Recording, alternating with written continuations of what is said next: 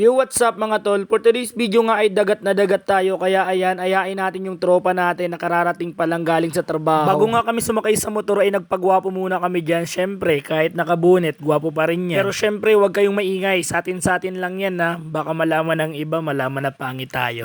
Fast forward nga tayo at nandito na tayo ngayon sa tapat ng munisipyo ng Basud. At tignan nyo naman mga tol, yung kalsada dito talagang giniba-giba na. Siguro matagal-tagal pa to bago matapos. Magagas na nga din tayo dito sa sentro ng Basud mga tol, kasi malayo-layo pa yung biyahe natin papunta sa pupunta nating beach mga tol. At ito yung mga nangyari, kaya abangan nyo, let's go. Pagkatapos ko nga maggasolina mga tol ay dumiretso na kami sa pagbiyahe papunta dun sa pupunta naming beach mga tol. And syempre shout out sa lahat ng mga taga Basud dito. At syempre kakaliwa tayo dito mga tol, kasi sa coastal area tayo pupunta. Paglampas nga natin ang sentro ng Basud mga tol ay nakarating kami dito sa Barangay Mukong, na kung saan may magandang tanawin na nagmumula dito sa taas ng tulay mga tol. Kaya shout out sa lahat ng mga taga Barangay Mukong dyan. At paglampas nga namin ng Barangay Mukong mga tol, ito na yung pinakasolid na kalsada dito mga tol na madadaanan na natin, na halos lahat lubak-lubak at sira-sira mga tol.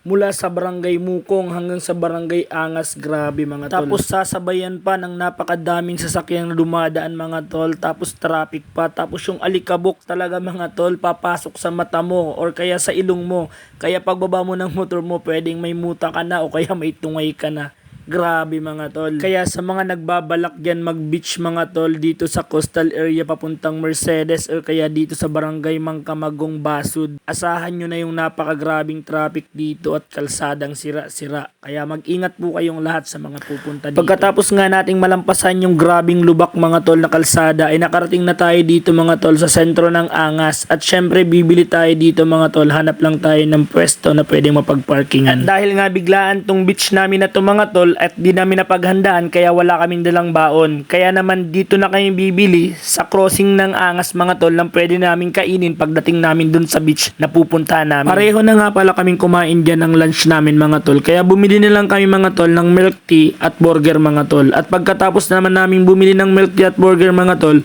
bumalik na kami sa motor para bumiyahe papunta dun sa beach na pupuntahan namin. Habang naglalakad nga kami dyan pabalik sa motor namin, may napansin akong mga kabataan na panay tingin sa amin mga tol. Nakilala pala nila ako at inaabangan nila akong bumalik dito sa motor ko. Dito nga ay biglang may sumigaw na shoutout daw Ron TV. And syempre, bigyan natin ng sticker yan at isama natin sa content natin. Maraming salamat sa panonood nyo. And syempre, sa patuloy na pagsuporta sa page ni Ron TV. Salamat sa inyong lahat. Tapos nga natin bumili ng foods at bigyan ng sticker yung mga tropa natin dito sa Barangay Angas, ay dumiretso na tayo papunta dun sa beach na pupuntahan natin. And syempre, ito yung view na napakaganda. Na kapag sa personal nyo nakita ay panandali ang matatanggal yung stress nyo at problema nyong iniisip dito, promises. Bago nga pala tayo makarating sa beach na pupuntahan natin, ay ang huling barangay na dadaanan natin ay ang Barangay Taba-Taba Basud. Ayan, shout out sa lahat ng mga taga Barangay Taba-Taba Basud. Nakalampas na nga pala tayo sa Barangay Taba-Taba Basud, pero di ko alam kung anong barangay to. Pero alam ko itong kaliwang to ay papuntang Manggisok at itong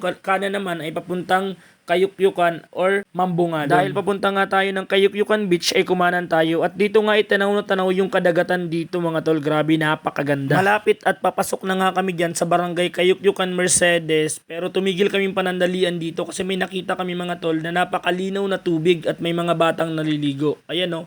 Grabe, gusto naming maligo dyan pero di pa pwede kasi bilad at dangdang pa sa init ng motor yung paa ko. Patuloy na nga kami sa pagbiyahe papunta sa Barangay Kayukyukan Mercedes at may napansin kami ditong resort. Ayan, anong resort kaya yan? Comment nyo nga kung alam nyo yan. Pagkalampas nga namin dun sa resort na nakita namin ay nakarating na kami dito sa sentro ng Kayukyukan Mercedes. Ayan, shout out po sa lahat ng mga taga dito. Kamusta po kayong lahat? Medyo matagal-tagal na din po nung huling punta ko dito, siguro piyesta pa yun. Paglampas nga natin ang Barangay Hall ng Kayukyukan ay lumiko tayo pa kanan at ito na yung bubungad sa atin mga tol, yung napakagandang view ng dagat dito. Dito nga ay mas na-excite ako nang makita ko ang dagat at agad naman akong humanap ng view na babagay sa mood natin. Alas 2 ng hapon nga pala to, kaya yung init grabe solid mga tol, pero di namin iindahin yan kasi napakaganda ng view. Patuloy lang nga pala kami dyan sa pagmumotor at naghahanap kami ng malilim na pwede namin mapagpwestuhan. At dito nga ay may nakita kaming isang grupo na bumababa galing sa Baruto. Ayan, shoutout sa inyong lahat kung sino man kayo. Grabe, napakainit naman nung swimming nyo. Pagkalampas nga namin dun sa isang grupo na bumababa sa Baruto, ito naman yung bumungad sa amin. Grabe, nakakapanglumo. Alam nyo kung bakit? Kasi napakalayo nung biyahe namin